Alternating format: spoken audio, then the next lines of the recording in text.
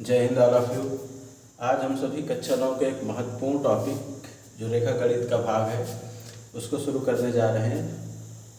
और रेखा गणित में हम सबसे पहले उसकी मूलभूत जो परिचय है, उसकी जो ज़रूरत है, तो मूलभूत चीज़ें हैं उनको जानकारी लेंगे। फिर धीरे धीरे रेखा गणित में प्रमेय पढ़ेंगे, ठीक है, त्रिभुज पढ़ेंगे, त्रिभुज की समरूपता, सर्वांग समता, ये सारी चीज़ें हम चैप्टर वाइज चैप्टर क्लियर करेंगे। तो आज पहला क्लास है रेखा गणित के परिचय का। तो सबसे पहले हम उसमें परिचय लेते हैं। अगर हम रेखा गणित की बात करें कि रेखा गणित की शुरुआत कहाँ से हुई, तो सबसे पहले हम ये देखेंगे कि सबसे पहले रेखा गणित में एक भाग आता है जिसको कहते हैं बिंदु। ठीक है, सबसे पहले क्या है? बिंदु। अब बिंदु है क्या? वह ज्यामिति जिसका कोई भाग नहीं होता। जिसका कोई भाग का मतलब ना तो उसमें लंबाई हो, ना चौड़ाई हो, और ना ही ऊंचाई। जैसे ये अगर इसमें हम देखें तो ना तो इसके पास लंबाई है, ना ही चौड़ाई है, और ना ही ऊंचाई है, तो इसे ही क्या कहेंगे? बिंदु कहेंगे। तो अगर कोई परिभाषित करे कि बिंदु है क्या, तो बिंदु क्या है? वह ज्यामिति जिसका कोई भाग नहीं होता। जिसका कोई भाग नहीं होता, कोई भाग नहीं होता, बिंदु कहलाता है। क्या कहलाता है? बिंदु कहलाता है। ठीक है, तो बिंदु क्या है? वह ज्यामिति जिसका कोई भाग नहीं है, जिसके ना तो जिसके पास लंबाई है, ना चौड़ाई है, ना ऊंचाई है, ना तो उसका कोई क्षेत्रफल है, उसे क्या कहेंगे? बिंदु कहेंगे। अब बिंदु के बाद जो अगला बिंदु आता है, अगला रेखा गणित का भाग है जिसको हम कहते हैं रेखा। बिंदु के बाद क्या है? रेखा।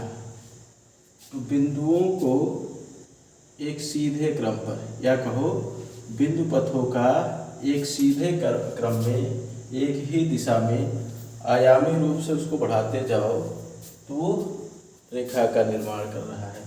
तो बिंदु पथों का एक ही दिशा में, एक ही या उसके विपरीत दिशा में बिंदु पथों का समूह रेखा कहलाता है। जैसे मान लो ये पहला बिंदु है, ठीक है, इसके बाद ये फिर ऐसे, और बहुत सारे, इतना दूर नहीं और पास पास ऐसे अगर हम खींचते जाएं, ये डॉट डॉट देखो करते जाएं, तो एक क्या बन रही है? ज्यामिति बन रही है ना। उसी ज्यामिति को क्या कहेंगे? रेखा कहेंगे। अगर इसको हम निकटवर्ती बिंदुओं पर जो बीच में गैप है इसको और पास करते जाएं तो क्या बनेगा? रेखा बनेगी। क्या बनेगा?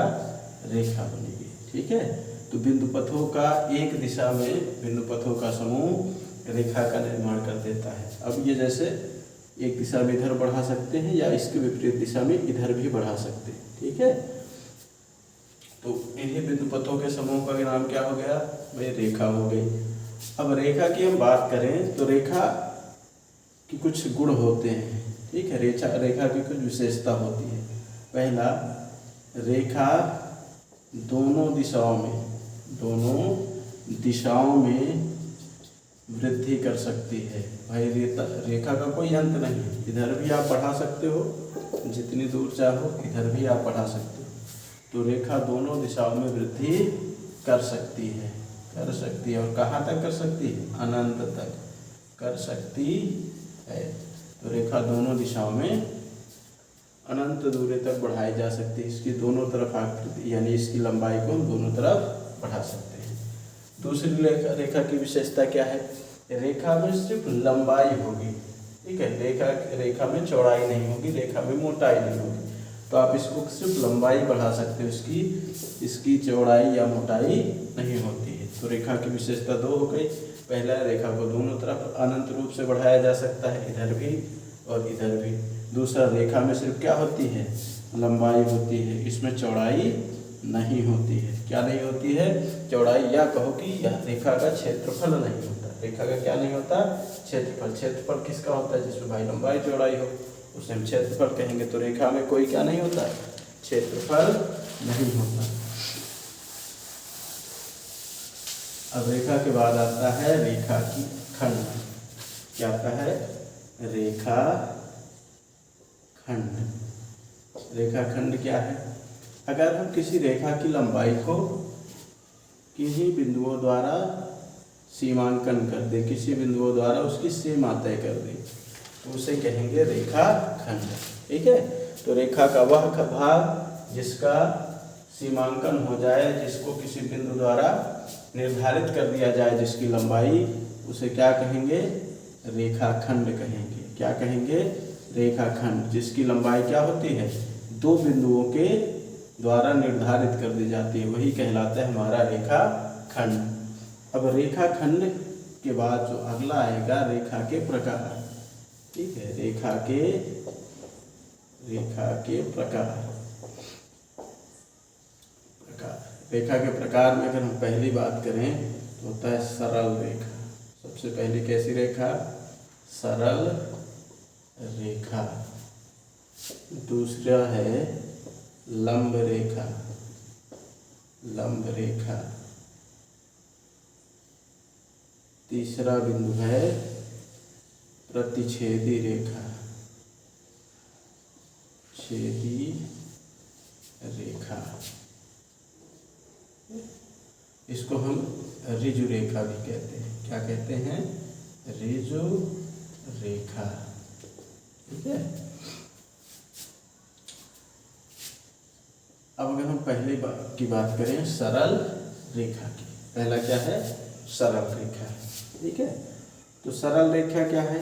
जो अगर हम इसको जमीन पर खींच रहे हैं या इस तल पर खींच रहे हैं, ठीक है, तो जो किसी तल के द्वारा 0 डिग्री का कोण बनाए। कितने का कोण बनाए? 0 डिग्री का कोण बनाए। ठीक है, किसी तल के द्वारा, तो क्या कहलाएगा? ऋजु रेखा कहलाएगी। ठीक है, या इसको कहें ऋजु नहीं, क्षैतिज रेखा। क्या कहेंगे? क्षैतिज रेखा। ठीक है, क्षैतिज, सरल नहीं कहेंगे, क्षैतिज रेखा कहेंगे।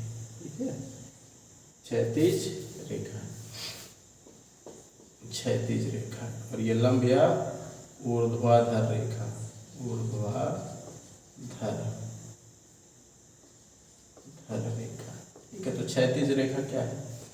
जो समतल के साथ 0 डिग्री का कोण बनाती है। कितने अंश का? समतल, किसी जैसे जमीन पर खींच रहे हो तो जमीन के साथ कितने का बनाएगा? 0 डिग्री का कोण बनाएगा। या कहो कि जो किसी तल के समांतर हो। ठीक है, किसी तल के क्या हो? समांतर हो, उसे क्या कहेंगे? क्षैतिज रेखा। क्षैतिज रेखा। ठीक है, या कहो किसी तल पर पड़ी हुई रेखा। किसी तल पर पड़ी हुई रेखा, जैसे ये तल है, इस तल पर क्या है? पड़ी हुई रेखा। ये क्या कहलाएगी? क्षैतिज रेखा कहलाएगी। क्या कहलाएगी? क्षैतिज रेखा कहलाएगी।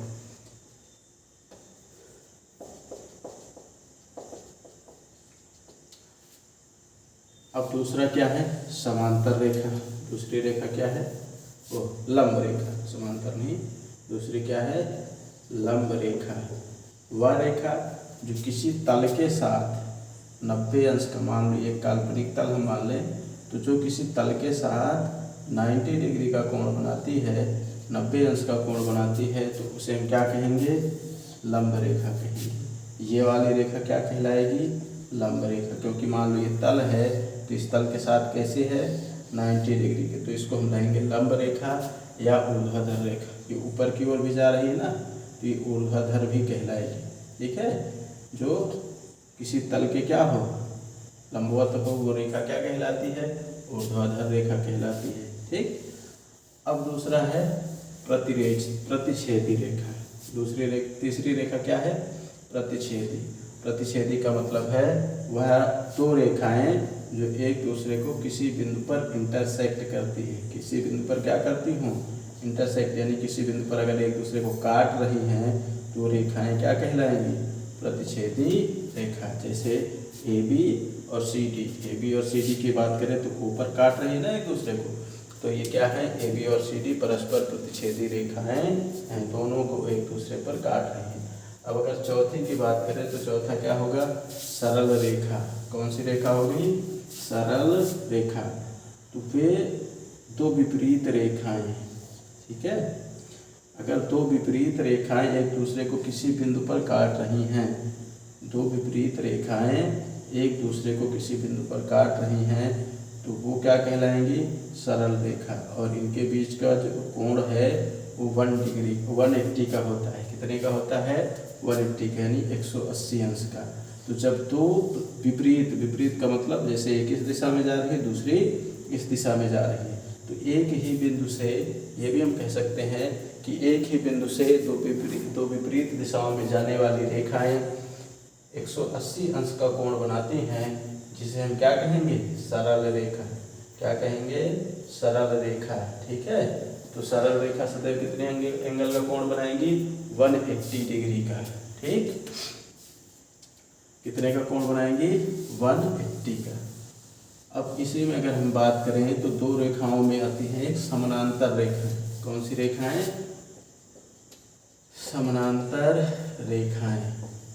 ठीक है, समानांतर रेखा वे रेखाएं जो एक दूसरे के प्रत्येक बिंदु पर, ठीक है, किसी बिंदु पर एक दूसरे से सदैव समान दूरी पर होती है।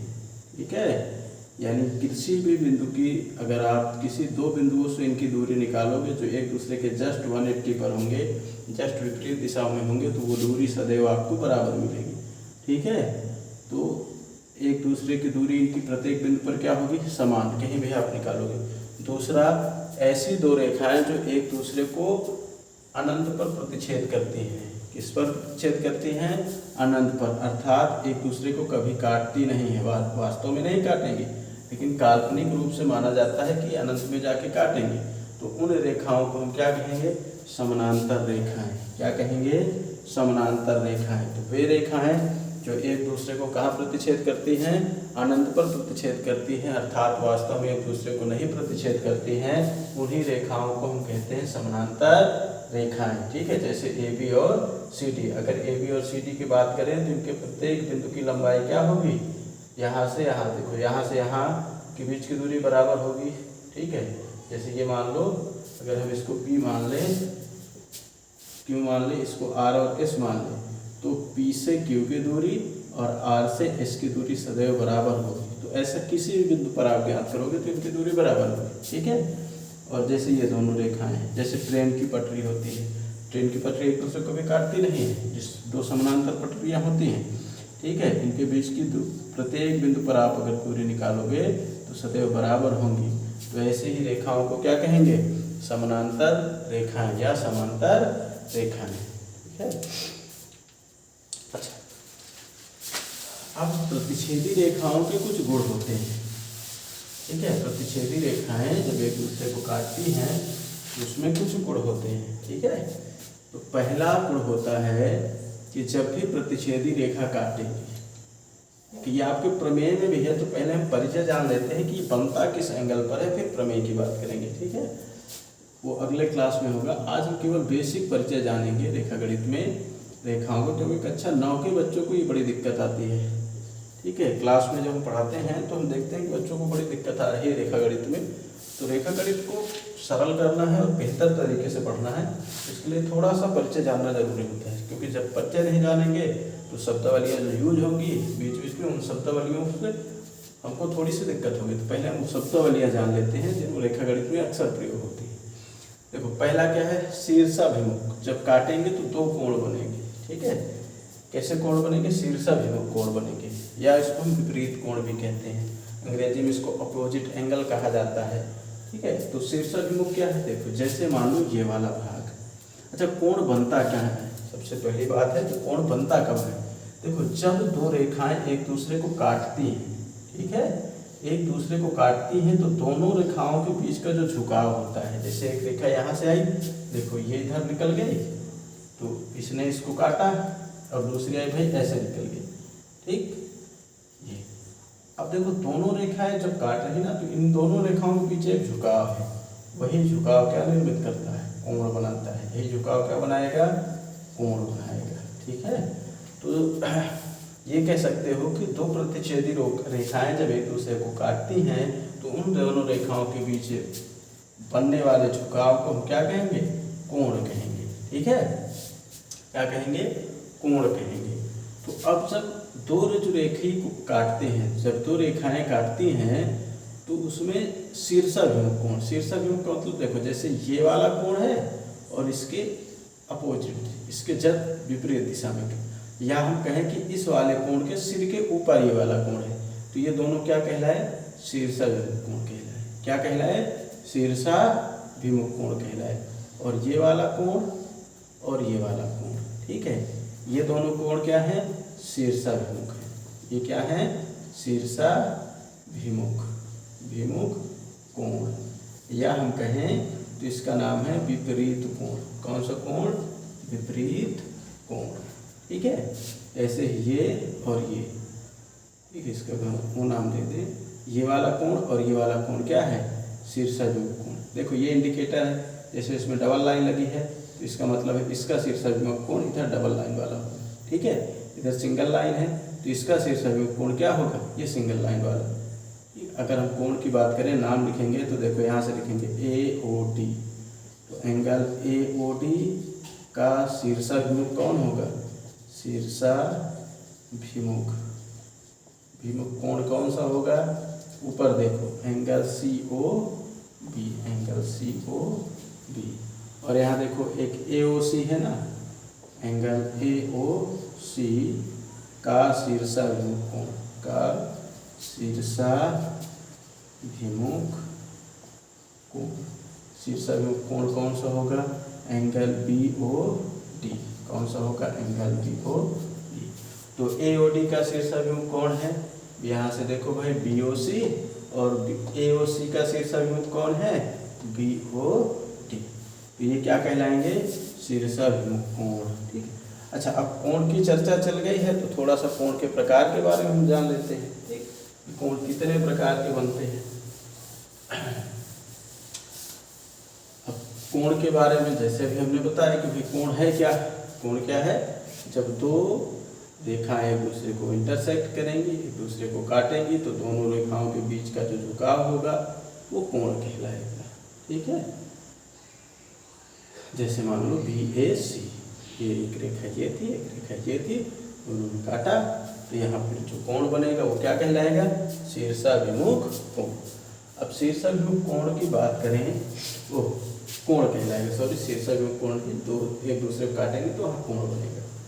अगर हम कोण के प्रकार की बात करें तो कोण के प्रकार में सबसे पहला आता है भाई न्यून कोण। क्या आएगा, न्यून। न्यून का मतलब होता है छोटा, न्यून कोण। अब न्यून कोण है क्या, देखो ऐसा एंगल जो 90 डिग्री से छोटा, ये थीटा मान लो, हमने इसको क्या मान लिया, थीटा मान लिया, ठीक है, ABC। तो theta less than 90 degree, theta का मान अगर 90 अंश से छोटा होगा तो क्या बनाएगा, न्यून कोण बनाएगा, ठीक है। अब जैसे मान लो अगर कोई कोण दिया है 14 डिग्री, कोई कोण दिया है 15 डिग्री, कोई कोण दिया है 40 डिग्री, कोई कोण दिया है 45 डिग्री, कोई 55 दिया है, 75 70 दिया है, 80 दिया है, 85 दिया है, तो ये सारे 90 डिग्री से देखो छोटे हैं, तो ये सारे कोण क्या कहलाएंगे, न्यून कोण कहलाएंगे। क्या कहलाएंगे, न्यून कोण कहलाएंगे, ठीक है। और न्यून कोण के बाद दूसरा आता है समकोण।